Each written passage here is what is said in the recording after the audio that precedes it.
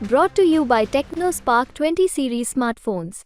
कहाँ कोई 36 का आंकड़ा रहा है। हमारे और चिराग जी में कहीं बिल्कुल गलत आप लोग के बीच में भ्रामक खबरें फैलाई जाती है। हम दोनों में कोई 36 का आंकड़ा नहीं है। बड़े भाई छोटे भाई का संबंध है हम दोनों में। भरपूर समर्थन मिलेगा और हमारा प्रयास रहेगा कि पिछली बार चिराग पासवान जी जितने मतों से जीते थे उससे अधिक मतों से हम लोग इस बार उनको जिताकर उनके बहनोई को या जो भी उम्मीदवार होंगे उनको हम लोग जिताकर भेजें। नमस्कार, बिहार तक देख रहे हैं। मैं हूं राकेश।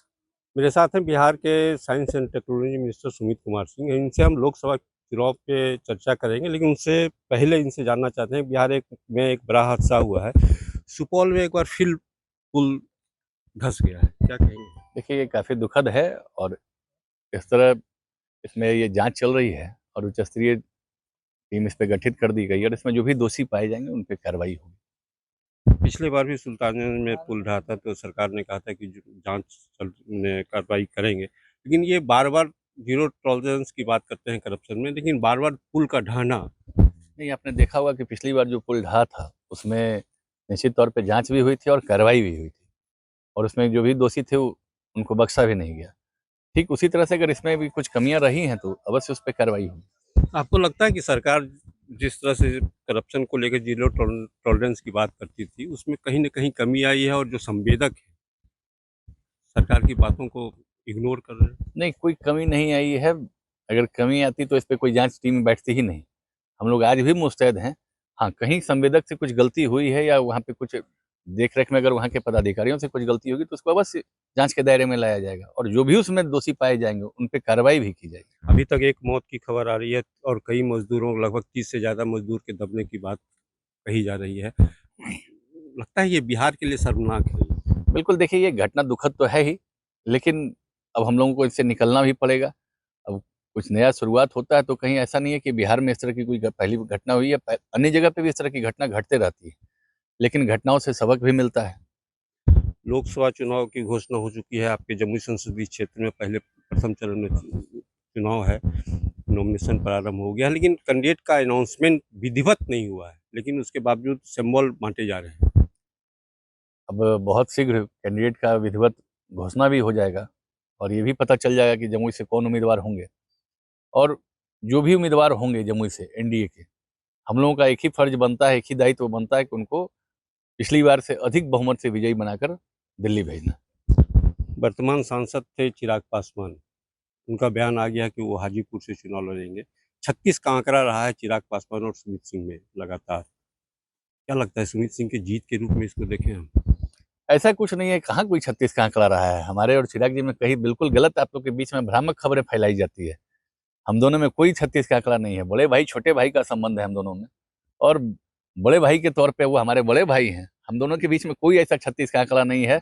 हमारी बात भी उनसे होती रहती है। अगर ये इस तरह की कोई जानकारी आप लोगों को मिल गई है तो ये सरासर गलत जानकारी है और ये भ्रामक जानकारी है। खबर ये आ रही है कि उनके बहनोई अरुण भारती लोजपा के कैंडिडेट होंगे जमुई संसदीय क्षेत्र से। क्या सुमित सिंह का भरपूर समर्थन उनको मिलेगा?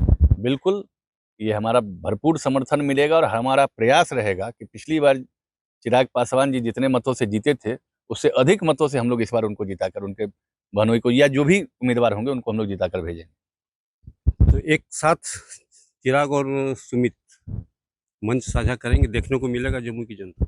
हम लोग एक साथ मंच भी साझा करेंगे, एक साथ प्रचार भी करेंगे। जब बिहार में जिस तरह से इंडी गठबंधन में अभी सीटों का बंटवारा भी नहीं हुआ है और आरजेडी की तरफ से 4-4 कहे या उससे ज़्यादा सिंबल तक बांटे जा चुके हैं, क्या कहेंगे? इंडी गठबंधन इंटैक्ट है या उसमें कुछ बिखराव होने वाला? अब ये इंडी गठबंधन की बात इंडी गठबंधन के लोगों से या उनके नेताओं से पूछें तो ज़्यादा बेहतर होगा। मैं उसमें क्या बता सकता हूँ। इस गठबंधन का कोई वजूद ही नहीं है, उसके बारे में मैं क्या बोलूँ। क्या लगता है इस बार बिहार में 40 सीट? बिल्कुल 40 के 40 सीट हम लोग विजयी होने जा रहे हैं। पिछली गलती जो थी, एक सीट आपका किशनगंज चला गया था, उससे सबक भी मिला है और इस बार उस सीट को भी हम लोग जीत कर आएंगे। वो सीट फिर जेडीयू के खाते में गई। फिर से हम लोग जीतेंगे भी। हमारे खाते में आई है तो हम लोग उसको जीत कर भी आ रहे हैं। तो एक चीज़ बताइए मंत्री जी कि अरविंद केजरीवाल की गिरफ्तारी हुई है शराब घोटाले मामले को लेके। आप वो उनका कहना है, उनके पार्टी का कहना है कि हम जेल में रह के सरकार चलाएंगे। केजरीवाल जी की बात केजरीवाल जी ही जाने। वो कब मफलर में रह के सरकार चलाते हैं, कब बंद कमरे में रह के सरकार चलाते हैं, वो कुछ भी कर सकते हैं। केजरीवाल जी कलाकार हैं तो इसलिए उनसे बड़ा बात उनके बारे में कौन क्या कर सकता है। जेल में रह के सरकार चलाना? ये तो सोचने वाली बात है। नैतिकता के आधार पर उनको इस्तीफा दे देना चाहिए था।